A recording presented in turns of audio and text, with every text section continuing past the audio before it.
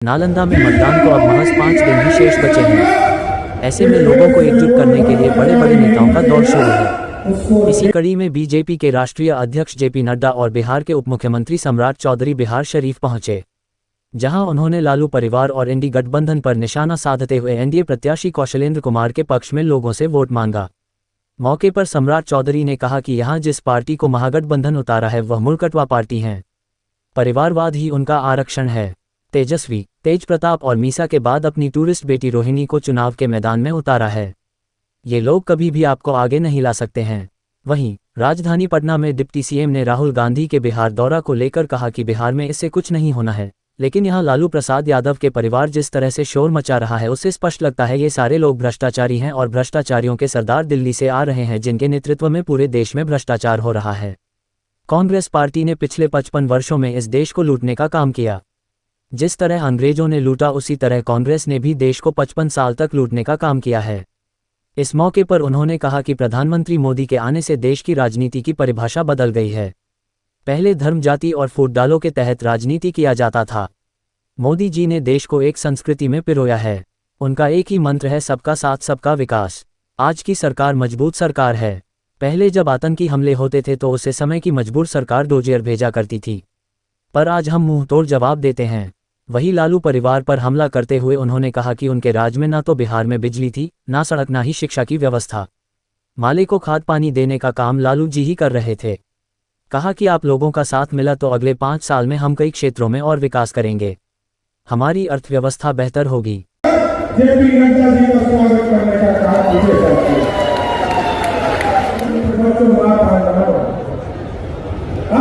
आपसे आग्रह करने आया हूं, 2024 का भारत कैसा होगा। 2014 में आपने इस देश में यशस्वी प्रधानमंत्री नरेंद्र मोदी जी को बनाया। उसके पहले के भारत को आप जानते हैं, 70 वर्ष तक इस भारत को कांग्रेस पार्टी के लोगों ने लूटने का काम किया। उसके पहले 200 वर्षों तक अंग्रेजों ने इस भारत को लूटने का काम किया। उसके पहले 400 वर्षों तक मुगलों ने भारत को लूटने का काम किया।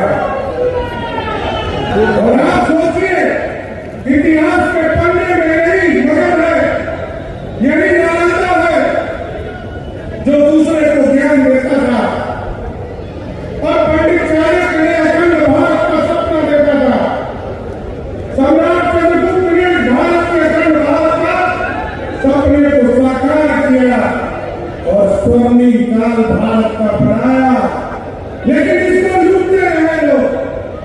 कभी मोहम्मद गजनी आए, उसने 17 बार भारत की विरासत को लूटने का काम किया। कभी अंग्रेज आए, उसने लूटने का काम किया।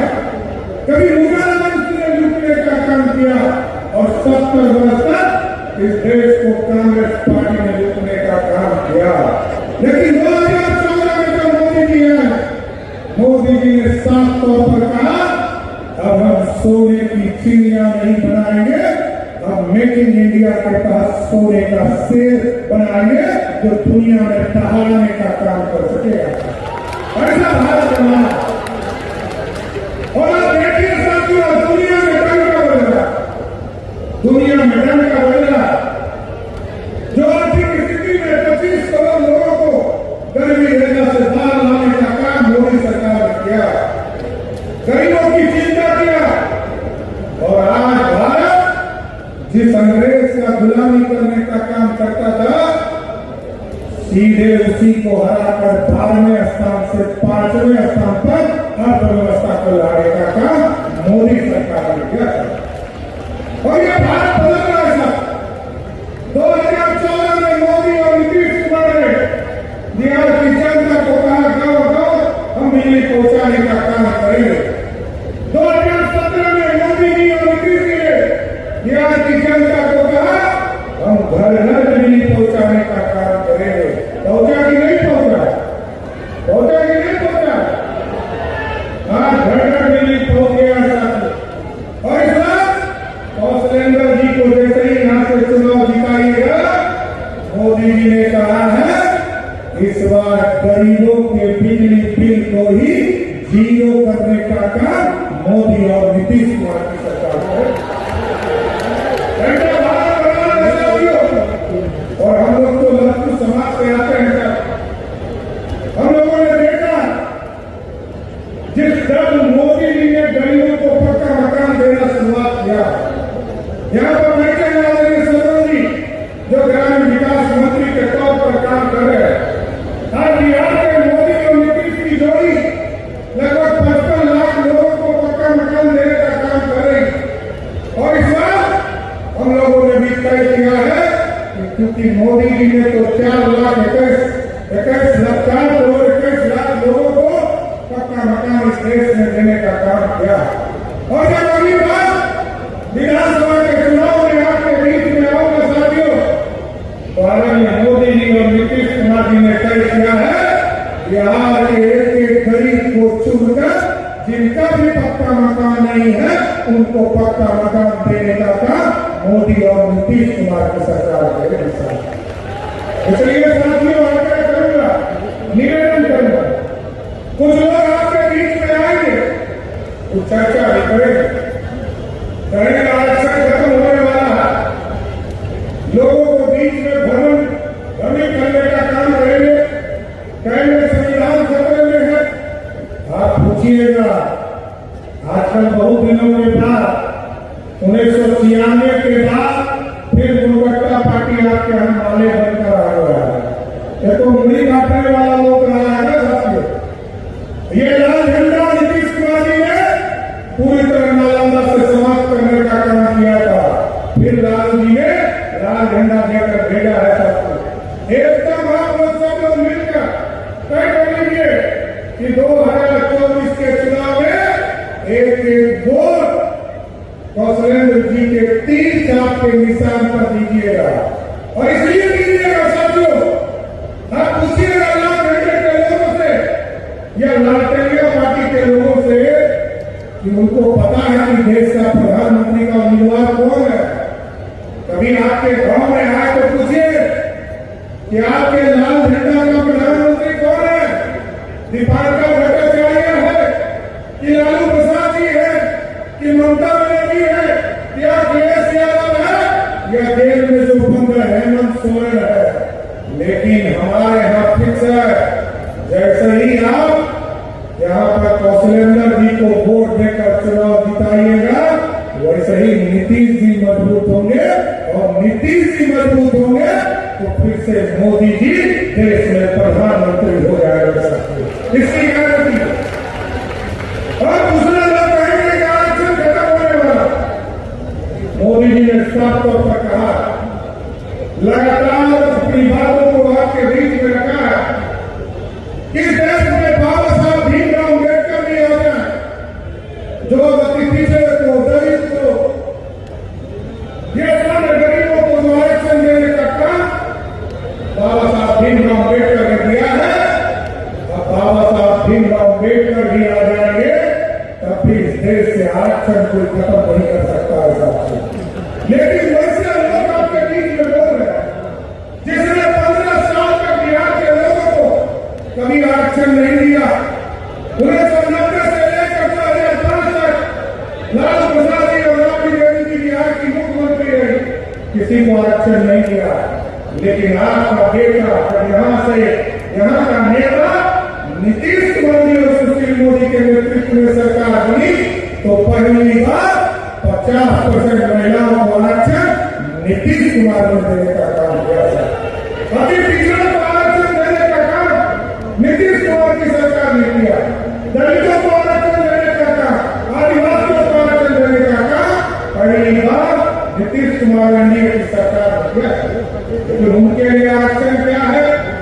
उनके लिए आरक्षण है लालटेन से बेटी घर में चलता है, लालटेन दूसरे के यहाँ नहीं चलता है साथी। और लालू प्रसाद जी को आप देख रहे हो 2 महीने से 50 करोड़ बेटी के लिए कोई भी किसान हार गया, कोई दलित हार गया, उससे कोई लेना देना नहीं है। लालू जी को सिर्फ अपने घर में लालटेन लगाना है। बिहार के लोगों से कोई मतलब नहीं है। लोगों के लिए वो लालटेन खत्म हो चुका है। और आप सोचिए साथियों, लालू जी ने कहा कि मेरे पास मेरी पत्नी बिहार की मुख्यमंत्री होगी, और फिर कहा ये मेरा बेटा है, क्रिकेट नहीं खेल पाया, पानी धोते रहेगा, इसको मुख्यमंत्री बना दो, उसको बना दिया। फिर कहा कि ये मेरा दूसरा बेटा है जो मेरी अपनी पत्नी को अत्याचार करके घर से बाहर कर दिया, इसको सत्ता में मंत्री बना दो। जब राम कृपाल यादव जी ने लालू प्रसाद जी की बड़ी बेटी को चुनाव हरा दिया तो आरक्षण लेकर राज्यसभा भेज दिया, और आजकल वो टूरिस्ट बेटी आई, सीधे सिंगापुर से छपरा का चुनाव लड़ने आए। और आप सोचिए साथियों, बिहार में 15 साल के अंदर राज था तो बिहार की जनता तो प्लान कर ही रही थी। लालू प्रसाद जी के बेटा बेटी भी बिहार छोड़कर भागकर सिंगापुर चले गए थे, लेकिन मोदी और नीतीश ने ऐसा बिहार बनाया कि आज लालू जी की बेटा बेटी भी बिहार में चुनाव लड़ने के लिए तरस रहे हैं। यह बदलाव, इसलिए साथियों आज का करूंगा, निवेदन करूंगा, ये बढ़ता हुआ बिहार है। हमारे कौशल वृद्धि के लिए आपने हमारे राष्ट्रीय अध्यक्ष यहाँ है, आपके बीच में अपनी बातों को रखेंगे, लेकिन मैं इतना शोर जरूर करता हूं। ये बिहार में माफियाओं बीच में कभी कभी बाल माफिया, शराब माफिया और जमीन माफिया, हमें आदरणीय नीतीश कुमार जी के नेतृत्व में हम लोगों ने नया कानून बनाया। जिस तरह मोदी जी की गारंटी है साथियों, इस देश में कोई भ्रष्टाचारी नहीं बचेगा, उसको जेल जाना पड़ेगा। उसी तरह नीतीश कुमार जी ने भी बिहार में कानून बना दिया, और चुनाव के बाद आपको एक्शन दिखेगा। ये बालू माफिया, शराब माफिया और जमीन माफिया या तो बिहार शरीफ के जेल में रहेगा, नहीं तो बिहार छोड़कर भागने के लिए मजबूर कर देंगे साथियों। कितना जरूर सकता है। इसलिए साथियों आग्रह करूंगा, निवेदन करूंगा, आदरणीय मोदी जी, नीतीश कुमार जी के लिए, आदरणीय नड्डा जी के लिए, और बिहार की जनता के लिए, बिहार के लोकतंत्र के लिए, बिहार के लोग पड़े, बिहार की ताकत पड़े, इसके लिए आग्रह करूंगा, एक वोट आदरणीय कौशलेंद्र जी को देकर फिर से मोदी जी की सरकार बनाने का काम कीजिए। बहुत बहुत धन्यवाद।